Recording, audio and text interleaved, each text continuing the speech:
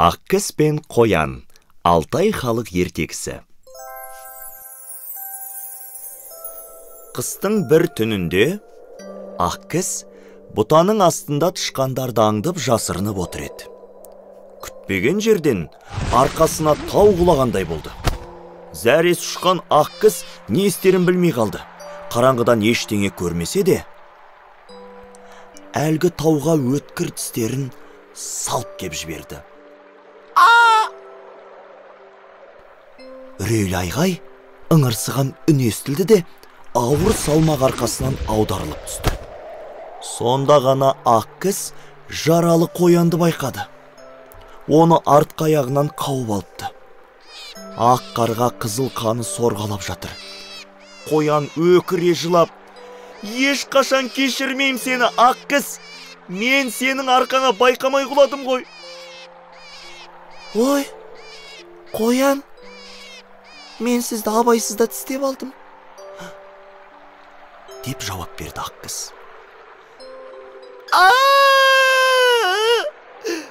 «Бәрібір кешірмеймін», деді де үш аяқтап орманға ақсап кетті.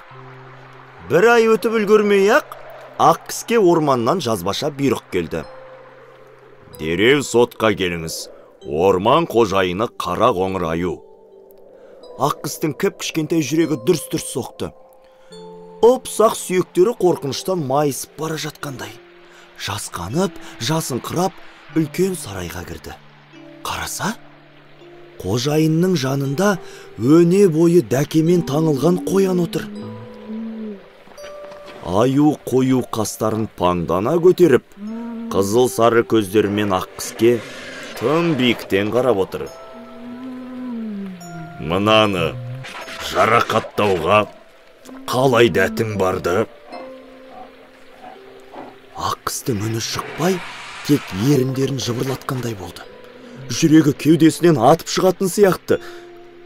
Мен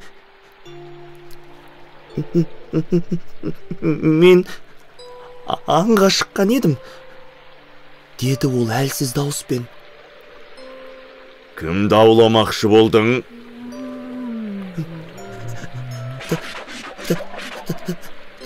«Тышқан ұстайын, құстарды қуалайын деген едім».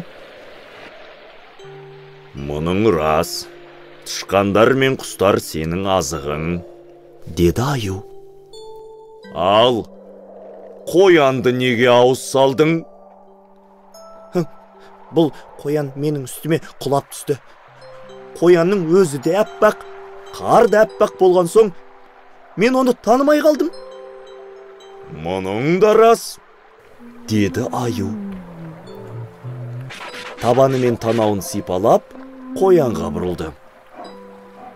«Ал сен Ақкістің арқасына не үшін секірдің?» «Мен оны артынан таныған жоқпын», деп міңгірледі қоян. «Қысқы күндері оның арқасы қардан да ақ». «Бұл да рас». Қабағынан қар жауған аю ұзақ үндемей отырды.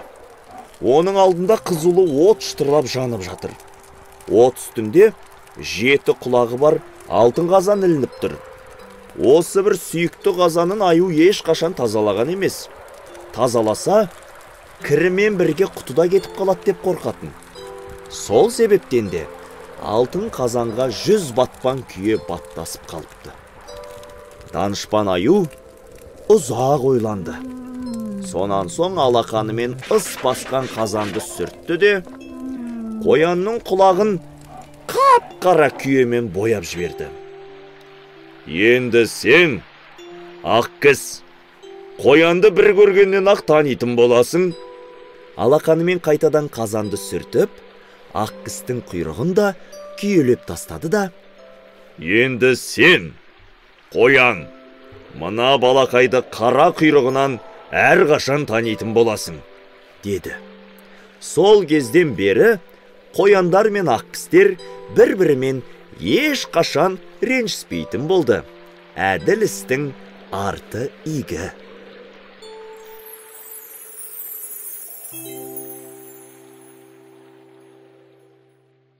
Дарынды бала әлемі.